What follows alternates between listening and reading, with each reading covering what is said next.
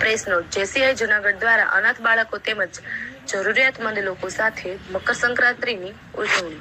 JCI Junagadh દ્વારા બાળકોની વિવિધ સંસ્થાઓ જેવી કે શિશુ મંગલ અનાથ આશ્રમ, અંધકન્યા છાત્રાલય, બહેરા મૂંગા શાળા, ઓબ્ઝર્વેશન હોમના બાળકો, રાષ્ટ્રીય અંધ વૃદ્ધાશ્રમ જેવી અલગ અલગ સંસ્થામાં પતંગ, દોરા, ફિરકી, માંડવીની ચીકી, તલની ચીકી, મમરાના લાડુ, બિસ્કિટ, ચોકલેટ, મસાલા ભૂંગળા, ટોસપટ્ટી, વેફર વગેરે જેવી 20 વસ્તુઓ 400 થી વધુ કીટ બનાવીને વિતરણ કરવામાં આવી.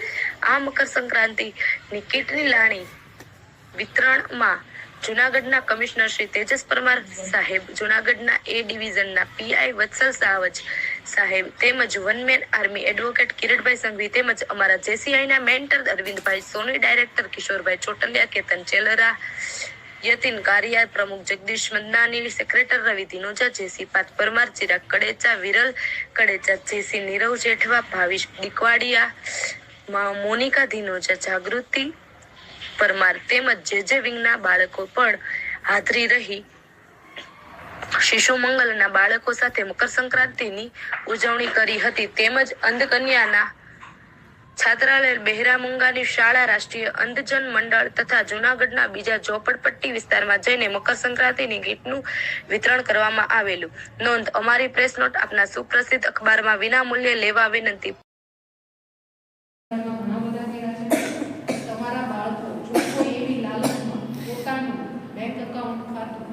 ભાડે આપતા હોય સાઈડ ઇન્કમ માટે તો એમને કહેજો કે થોડા પૈસાની લાલચમાં આવા મોટા ક્રાઇમનો ભાગ ન બને. કે ભાઈ પાસબુક આઈડી આપી દો, થોડા દિવસ ટ્રાન્ઝેક્શન કરશે, મારો ફ્રેન્ડ જ છે, મારા ફ્રેન્ડનો ફ્રેન્ડ જ છે, પણ એમાં મને રોજના આટલા પૈસા આપે છે. એકચ્યુઅલમાં તમારા ખાતાનો શું ઉપયોગ થાય એમાં તમારો પછી કોઈ કંટ્રોલ નથી. તો ક્યારેક આપણી લાલચ તો પર્સનલી એવું જ માનું કે જેટલા બી સાયબર ફ્રોડ થાય ને એમાં 90% જવાબદાર જો કોઈ પરિબળ હોય તો એ લાલચ.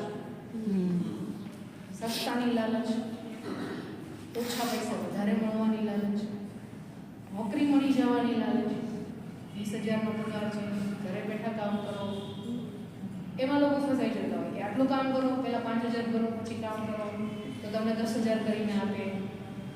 તો ઘરે બેઠા કદાચ મહિલાઓને લાલચ બી થઈ જતી હોય છે ને એમની જોડે ફ્રોડ થઈ જતા. તો લાલચથી દૂર રહેજો, શોર્ટકટ્સ ના લેતા.